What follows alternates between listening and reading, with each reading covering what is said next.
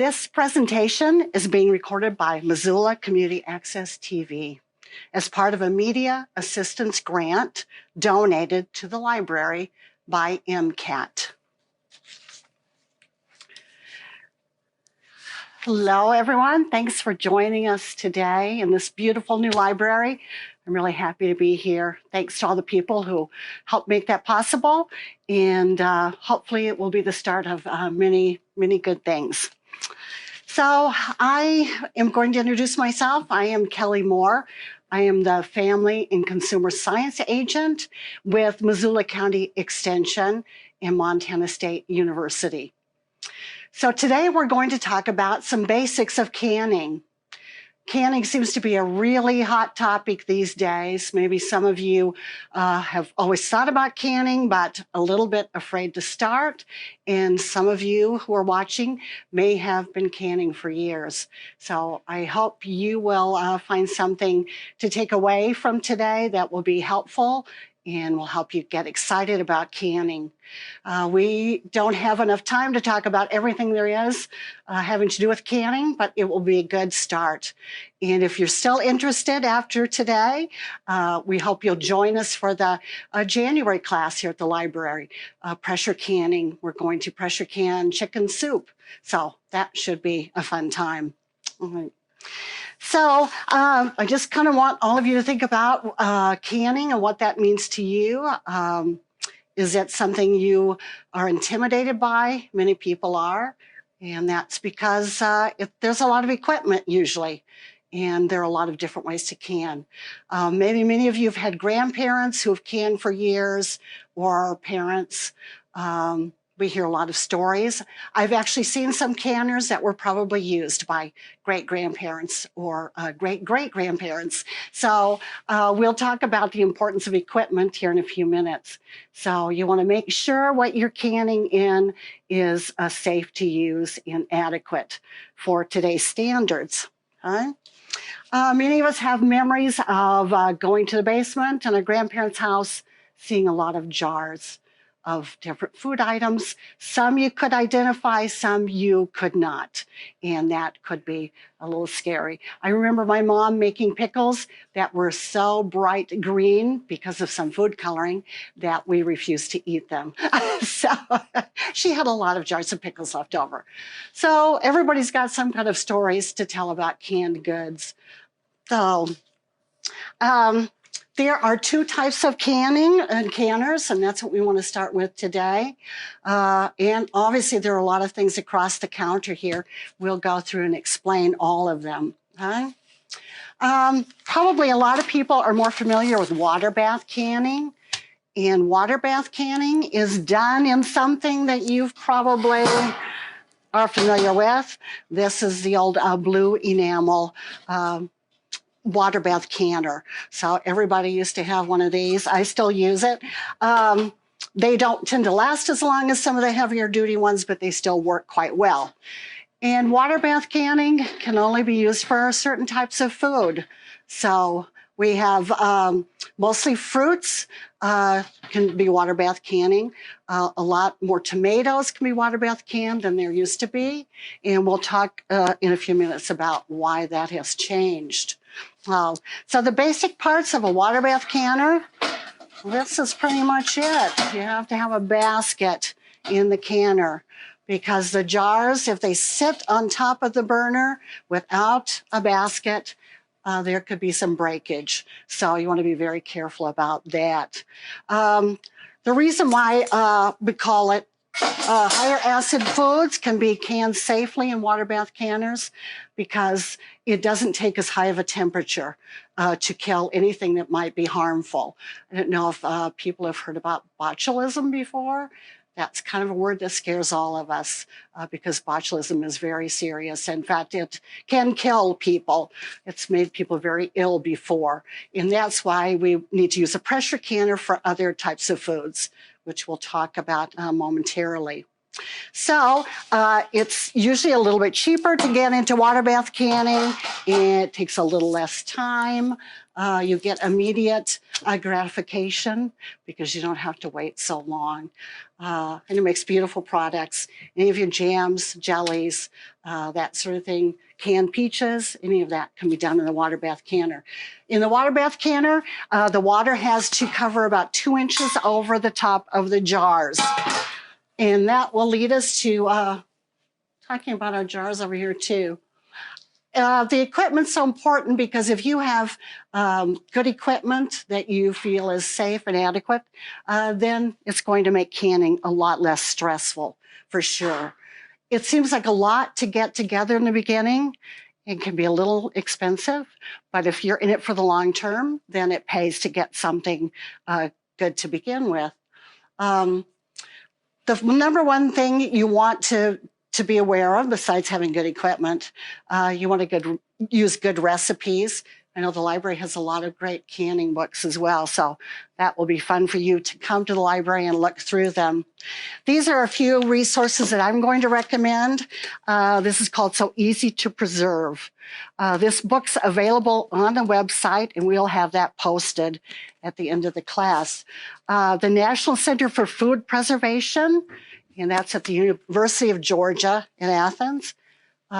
They've put out this edition. I believe it's the 6th edition. Dr. Elizabeth Andrus, who wrote this book, got a grant from the USDA. So everything in this book has been researched and scientifically proven to work. Some of the recipes may not be as exciting as what we see popping up in blogs and that sort of thing. But if you use these recipes, you won't have to worry about safety, about getting sick, as long as you follow the directions. All right.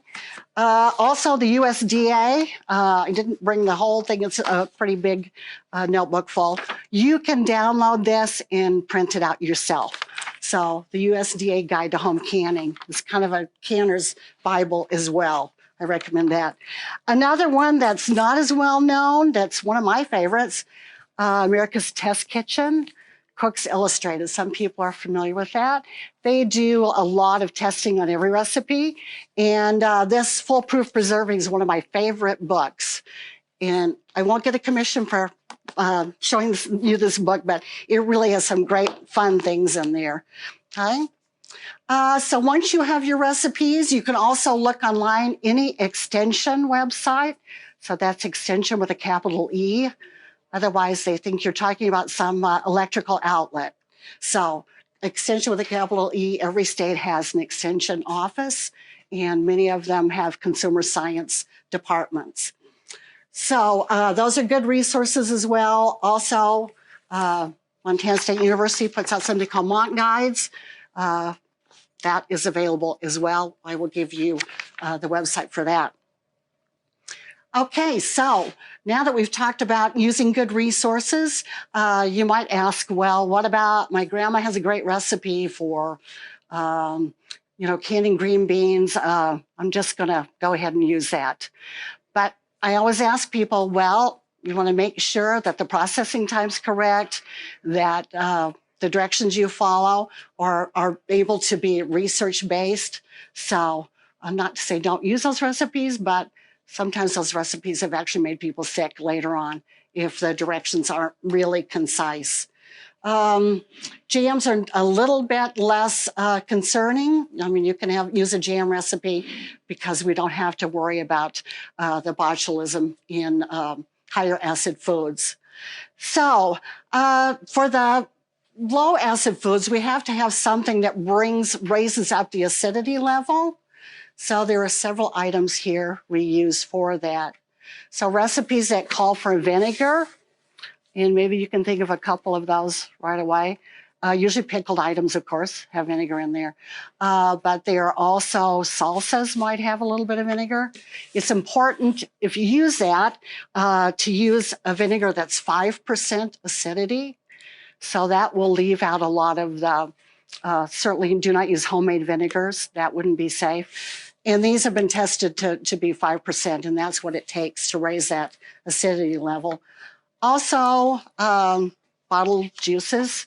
I was never a fan of these. I love the real lemon and lime, but because you can't test the pH level of those. It's so varied.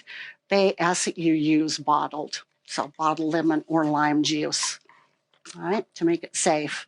So if you go in any canning department, you're going to see a lot of items that are just specifically for canning. You might be familiar with some of these, the Sure-Jell, the Surdo here. Just follow the directions carefully and you won't have any problem whatsoever. There's also a freezer jam recipe, not in either one of these, but it specifically says for freezer jam because you don't process that jam. It's basically adding a Sure-Jell and then freezing it. Also for pickled items, which we won't talk a lot about today, but that will be a future class, hopefully. It helps to use certain products specifically called for in the recipe. There's like pickling spice. I mean, you can buy that in bulk for sure. That's not as important. But this one especially is salt for pickling and preserving. Right? You cannot use table salt because of the iodine. So you need to use something specifically for canning. Right? A few other basic things you need to know about when you're canning. We're going to talk about the jars for a minute. And there's a lot of news going around that these are in short supply. So maybe some of you tried to look for those, not necessarily just this size, but the lids. And it's because you can only use these one time, unless you use them for leftovers, okay? So that seal can only be guaranteed for use one time. See if I can open this up, please, so you can see. If you know what I'm talking about for the seal, that's this material right here. So it's kind of a gum type seal, right? And if you remember watching somebody can before, you probably have always seen them put this in the metal lid right here in a pan of water, and you kind of simmer those. Well, you really don't have to do that anymore with these. The canning companies are recommending that, or saying that that's not necessary anymore to boil these first, that will be taken care of during processing. So you can say only use these once, throw them away, which I hate to say that too, unless you can find a good recycling project. Or you can use them for leftovers or whatever else you put in jars. These, it doesn't matter if you get cur jars, ball jars, but it does matter if you get something that has no label on it. I had someone bring this jar to me and say, ask me if it's okay to can in this. It looks like a canning jar, but for one thing, it has no label on there. They're reputable companies.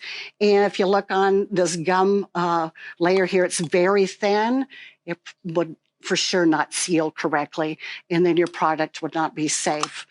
Because these were a very good price, they bought those. But they're good for candles. Put candles in there, they make a nice holder. But don't can in these. So make sure you have really good jars. You can use these jars over and over again. Occasionally, they will break after a lot of use. But that doesn't happen very often. So you want to put these in the dishwasher right before you can, or you can boil these in the water as well. So you make sure whatever food you're going to can is used in the appropriate size jar. You don't typically see jam in this big of a jar. You probably do eat that much, but it's better to process it in the jar that's called for that. And that, again, is why it's so important to use a good recipe, because it will tell you from beginning to end exactly what to do. And they know, because they spent a lot of time researching. Some other things that you need to have, other equipment, obviously, is a stove. A lot of people ask me about glass top stoves and how safe that is to can on. I always recommend that water bath canning is pretty safe because you have very short processing times. But you want to look at the bottom of your canner. This one is pretty flat, but some of the canners are a little bit more concave in that they kind of have a ridge. So the heat doesn't always distribute evenly. And you want to make sure that it fits pretty well on your burner. If it goes over and the heat's unevenly distributed, you can get some really hot spots and cause other parts of your glass top to possibly crack. I usually tell people just check with the manufacturer and see what they recommend. Some of the newer stoves are much safer than the older glass tops, for sure. And then when we talk about pressure canning in just a minute, we will see that's a little different story. The equipment you need for both jobs, pressure canning and water bath canning, you can buy these three things together. They're color coordinated, and if that's important to you, then you can buy them in a kit or separately. This is a jar lifter, and it helps a lot to get this out of the canner, because you still have boiling water in there for water bath, so you'll be able to safely get this out. Lift it out, put it on a towel, set it on your counter, and just leave it there, okay? This is your magnet, which really helps get these guys out, because you want to make everything as clean and germ-free as possible. So when you've gotten these jars filled, you want to be able to put this lid on without touching too many things. And this is a good way to do that. When you put your product in the jar, you typically want to get the bubbles out of there, just so it gets everything spaced up evenly. And if you ever put something in the fair, they do kind of mark you down for any kind of air bubbles in your jar, and it doesn't look as nice. So they'll say something about take a plastic knife or whatever. This is like one of my favorite tools, a chopstick. So I do keep it clean, but it really is easy to stir it around through the product and get it evenly distributed. And if something happens to it, no big deal. You can always get another chopstick. This little tool is to allow for head space. So it has different markings here. It's probably hard to see from there, but you just put that in your jar, and your recipe will call for allowing so much head space. And that might be a new term for many of you. That means during processing, that allows for that the food is going to increase in size because of the heat. So if you put too much in there, obviously it's going to bubble over, boil out of your jar, and kind of create a mess. And it's going to change the seal on your jar. So that will make it not a safe product afterwards. So this is very important as well. Also, this is something that's kind of a newer thing to use, but it's kind of a mess-free way to fill up your jar, okay? So, and then the less you touch it yourself, the better. It's important also just to label your jars when you've processed them, when they've sealed, they're safe to put away, they've cooled off, usually after like about 24 hours. You don't have to use these kind of labels. You can make your own. You can write on the tops of the lids. This kind of gives you some places that are marked off, so you can put the month and the year. That's the important part, even the day if you wanted to. They recommend that you try to use up all of your processed goods within a year to year and a half. That's for the highest quality.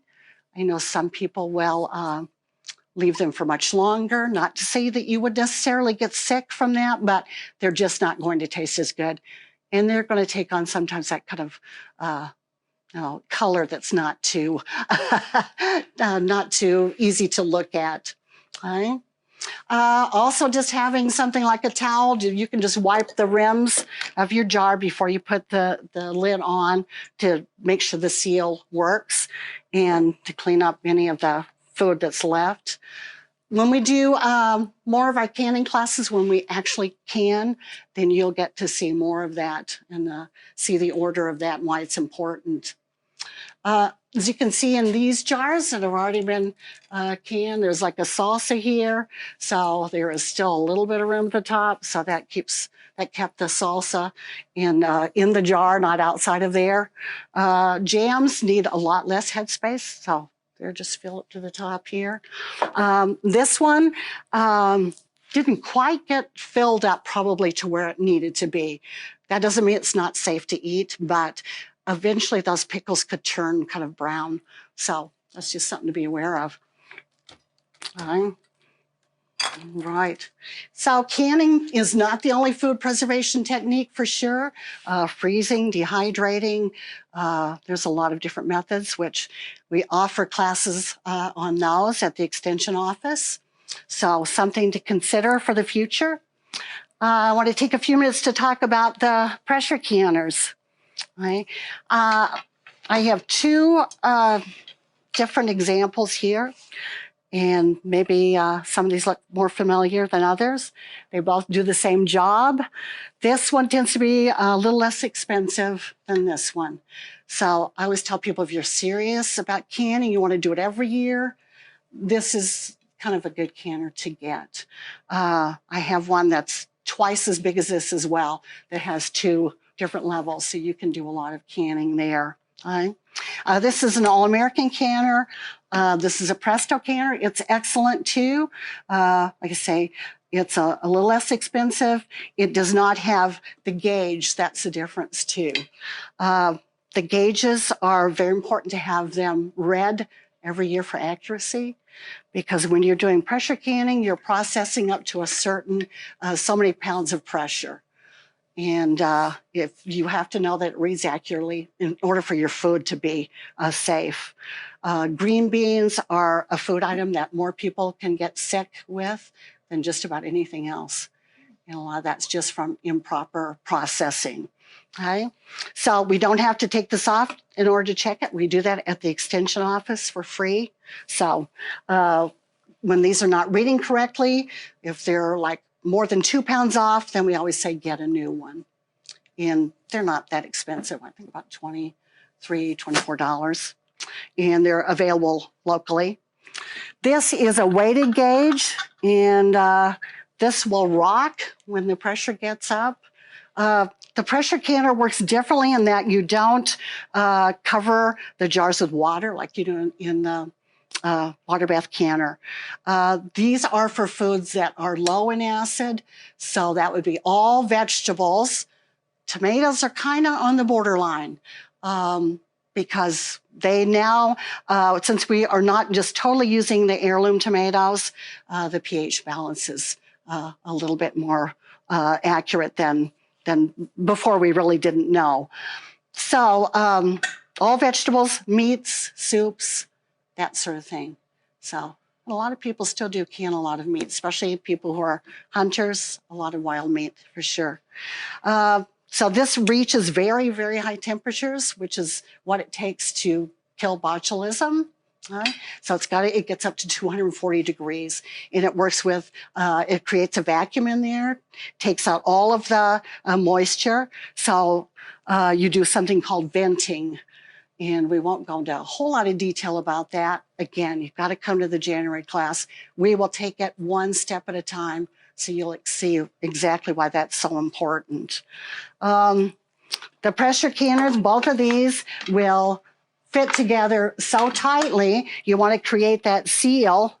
So the venting, you will see the steam come out of here. A lot of people are afraid to pressure can because they have heard of pressure canners blowing up. And now with the new pressure canners, that just does not happen. There's a little overpressure plug that can blow out, so it keeps everything from creating so much pressure in there that it would blow up. The only other moving part is a gasket in this type of canner. These also need to be replaced occasionally, probably every 2 years or so, when they get a little brittle or cracked. So, and that's important to make sure the seal is tight. Okay. So this will rock at so many pounds of pressure. These come off, so these are, it will tell you on the, how many pounds of pressure you need. There's 2 of these we'll put on. So, okay. This does not have a gasket. Oh, Oh, geez. Very heavy duty. It does have the weighted gauge too, but you don't have to use that if you're using it's kind of just a backup, but the gauge is kind of what I always use. This one, you just put a little oil around and make sure that that's well lubricated there. It doesn't have to take very much. Also, the pressure canner doesn't have a basket like this one does. All right. But you don't want the jars to sit on the bottom again because of the possible breakage. It gets very, very hot in here, of course. So you put that in the bottom, and then the jars sit on top. The other canner that's so much bigger, I have another one of these. It makes it a double decker, so you can process twice as many. You only put up to, there's a mark in here where to put the water level, and it's usually about 2 to 3 inches in here. Certainly doesn't go over the top of the jar like your water bath canner. This one also is a little different setup because you have these here. So you take one and the other one across from each other and then just tighten. So there's a certain method to that too, right? And they need to line up. Again, so nothing escapes. You want to get that vacuum created inside there. So the last time I used one of these, it again was a little close to a countertop. Then usually meats or vegetables, you're going to process for like 90 minutes or more. So it did kind of catch the part of the countertop on fire. So that was not a good discovery. Thank goodness it was my own house, not somebody else's. So that's something to be aware of, how hot they actually get. Okay. So when you're done with your canning, you want to make sure you have a cool, safe place to keep your jars, not in direct sunlight, of course. And then for months, you will have healthy food and good garden produce through the winter. And we know winters get a little bit long here. So the nice thing about canning, you know exactly what went into that jar. And if it came from your own garden, that's really rewarding. You can also can things from farmers market. If you have CSAs, whatever your place for produce, it's all good. So I know there are a lot of questions we didn't answer, but hopefully we've kind of covered some of the basics. And I do hope to see you again at the library and just take a look at our classes for each month. Hopefully we'll get to join each other in person soon. And we have a lot of things, a lot of cooking classes I think you'll find really enjoyable. So thank you for your time.